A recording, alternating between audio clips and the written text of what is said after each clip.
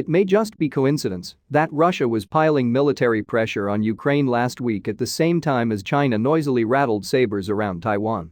Spring, to mangle Tennyson, is when a young man's fancy turns to war, and that twisted maxim may even apply to aging thugs such as Vladimir Putin and Xi Jinping.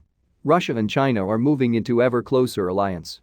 While there is no evidence of direct collusion over Ukraine and Taiwan, Presidents Putin and Xi are doubtless fully aware of each other's actions, which have an identical, mutually reinforcing effect, putting the wind-up Joe Biden's untested US administration. What's now unfolding could be portrayed as the ultimate fulfillment of George Orwell's nightmarish vision, in his dystopian novel, 1984, of a world divided geographically, politically, and militarily into three rival super-states: Oceania, North America plus Britain, Eurasia, Russia and Europe, and Anastasia, China. Publication of Orwell's book in 1949 coincided with the formation of the US-led North Atlantic Treaty Organization, NATO, and the emergence of Joseph Stalin's Soviet Union as a nuclear-armed power. It also saw the proclamation of the People's Republic of China by Mao Zedong. Yet these were early days. Orwell's prediction of an endless three-way global confrontation proved premature. China needed time to develop. The Soviet Union eventually imploded. The US, declaring a unipolar moment, claimed victory. Yet today, by some measures, Orwell's tripartite world is finally coming into being. 2021 is the new 1984. If China and Russia are presently ganging up on the US and its satraps, that's par for the course in a world where no one superpower is allowed to dominate the other two. In 1972, Richard Nixon sought China's help against the Soviets.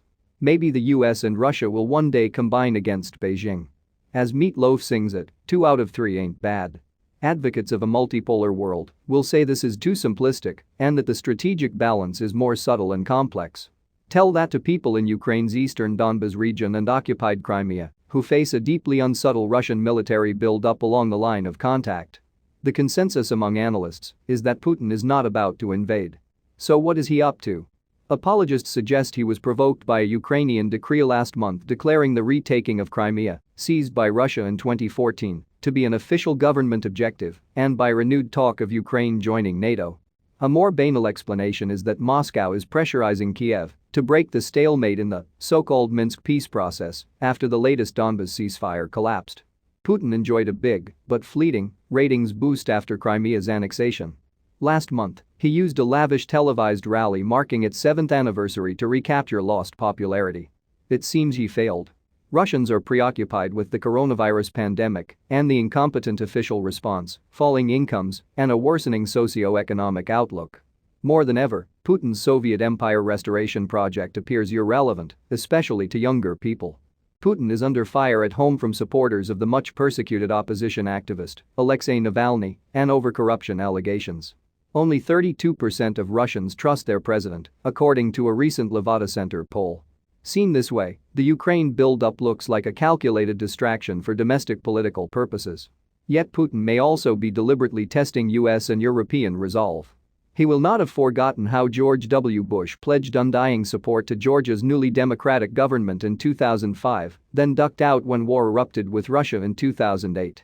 As analyst Ted Galen Carpenter noted last week, Biden's White House has likewise affirmed unwavering US support for Ukraine's sovereignty and territorial integrity in the face of Russia's ongoing aggression in the Donbas and Crimea. This looks, at best, like a hostage to fortune, and at worst, a cruel deception. The parallels between Washington's excessive encouragement of Ukraine and Bush's blunder with respect to Georgia are eerie and alarming, Carpenter wrote. The US and NATO would no more go to war with Russia over eastern Ukraine than they would to save South Ossetia, he suggested. And if they did, well, that's World War III right there. This is where truly global danger lies, in the hazy gap between words and deeds in the intensifying trilateral struggle between superpowers.